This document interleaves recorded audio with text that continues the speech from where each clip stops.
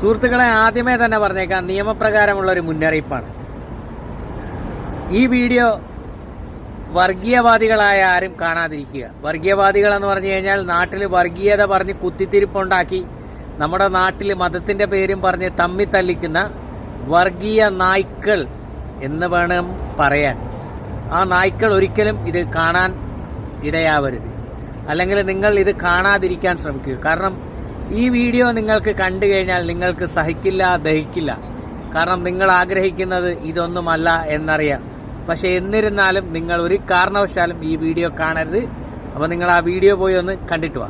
ഹിന്ദു മുസൽമാനും ക്രിസ്ത്യാനിയും ഇന്ത്യ തന്നെ മക്കളെന്നോർത്തിടണം.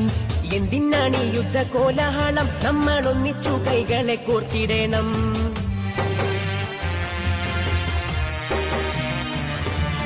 ഹിന്ദു മുസൽമാനും ക്രിസ്ത്യാനിയും ഇന്ത്യ തന്നെ മക്കളെന്നോർത്തിടണം.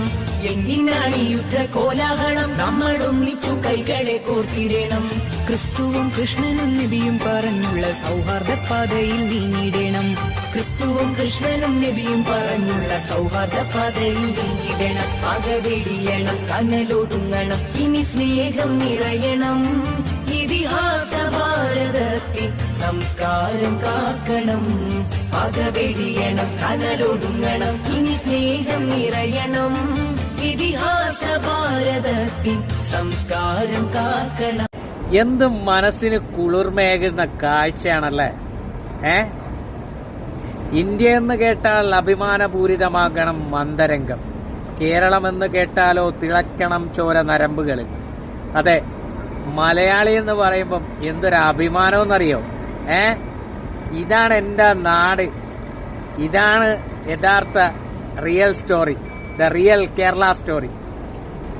ഇതാണ് നാട്. കണ്ട, ഓണവും നബിദിനവും ഒന്നിച്ച് മാവേലീനെ വരവേൽക്കുന്ന നബിദിന സംഘം. എന്താ ഭംഗി അത് കാണാൻ വേണ്ടിയിട്ട്. മാഷാ അല്ലാഹ്. മലയാളി എന്ന് പറയാൻ ഇതിലും കൂടുതൽ എന്തെങ്കിലും വേണോ നമുക്ക്? മലയാളി പൊളിയല്ലേ ഇല്ലേ? കുറെ വർഗീയ നായ്ക്കളെ മാറ്റി നിർത്തിക്കഴിഞ്ഞാൽ നമ്മുടെ നാട് എന്തോ സുന്ദരാണ്. സുന്ദരമായ നമ്മുടെ കേരളം ഇല്ലേ? അതുകൊണ്ടാണ് ഞാൻ പറഞ്ഞത്, ആദ്യമേ വാണിംഗ് തന്നത്. വർഗീയവാദികളായ നായ്ക്കൾ നാട്ടിൽ മനുഷ്യന്റെ പേരിലും മതത്തിന്റെ പേരിലും കുത്തിത്തിരിപ്പുണ്ടാക്കി ജനങ്ങളെ തമ്മിത്തല്ലിക്കാൻ നോക്കുന്ന വർഗീയ നായ്ക്കൾ ഈ വീഡിയോ കാണരുതെന്ന് പറഞ്ഞത്. കാരണം നിങ്ങൾക്കിത് ദഹിക്കില്ല. ഇതാണ് യഥാർത്ഥ റിയൽ കേരള സ്റ്റോറി. ഒന്നും പറയാൻ